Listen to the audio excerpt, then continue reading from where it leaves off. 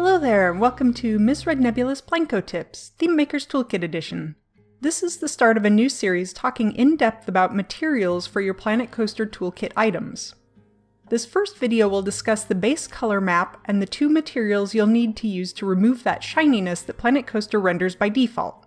Future videos in this series will go into making things glossy, metallic, bumpy, glowing, flexicolor, and more. I'll try to keep each video pretty short.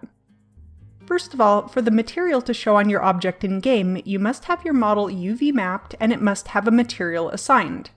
I went over the basics of these and more in the Popcorn Sign tutorial. Click the link above if you haven't watched that. Remember that whatever you name the material in Blender must match the name of your texture files exactly. For this example, we've called the material Monkey. All of your texture files must be in PNG format. The largest they can be is 2048 pixels by 2048 pixels, but for the most part you won't want to make them that big. The user guide recommends 256 pixels per meter, so for example, a small half-meter object might use a 128 by 128 map, where a 2-meter object would be 512 by 512. These are guidelines, however. It's up to you, as the artist, to decide what is both balanced in file size and works best for your final object. The only required material is the base color, which is named with the suffix _BC. This is the basic image texture, which can be all one color or as many colors as you wish. They are also called diffuse maps, or sometimes you'll see albedo maps. Albedo is a base color, but with any lighting and shadows removed for more realistic results when you use things like normal maps and ambient occlusion. We'll get to that stuff in a later episode.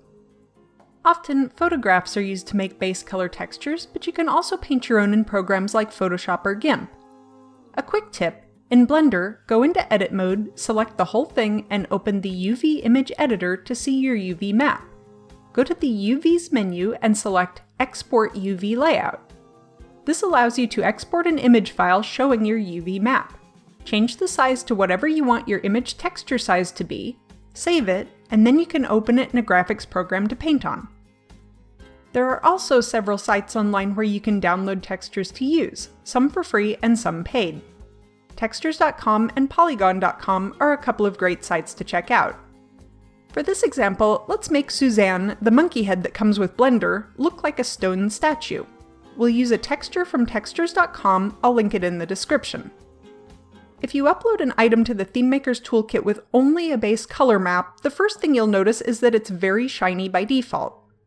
The first thing you can do to adjust this is to apply either a Smoothness or a Roughness map. Roughness uses the suffix _RN, and Smoothness uses _SM. The way these two maps work is virtually identical. They're grayscale images that control how shiny an object is. For smoothness, the whiter the color, the shinier the object will be. You may also see smoothness referred to as a gloss map. Roughness is exactly the opposite, with whiter areas being less shiny. You can use whichever one you prefer. I tend to use roughness.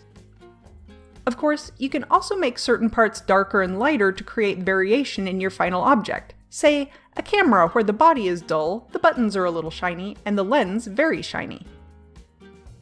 Sometimes textures you download online will have additional maps you can use too.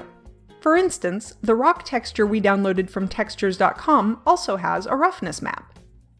You can see it's very light gray, but does have some variation where the rock may be rougher in some places and smoother in others.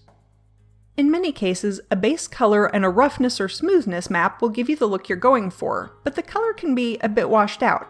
To get a truer, more vibrant color, we'll add a specular map. The suffix for a specular map is _SP.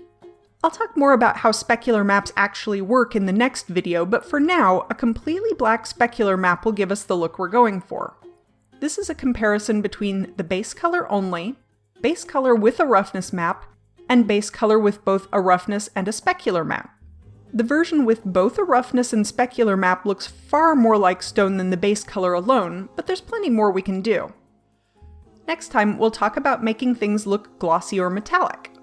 Feel free to like or comment, and if you want random updates from my Planet Coaster exploits, subscribe. If you enjoy what I do and are interested in supporting the channel, check out my Patreon. In addition to helping me out, you can get fun perks like sneak peeks, voting on future projects, and being the first to see new videos. A big thank you to my current patrons. That's all for now. Bye!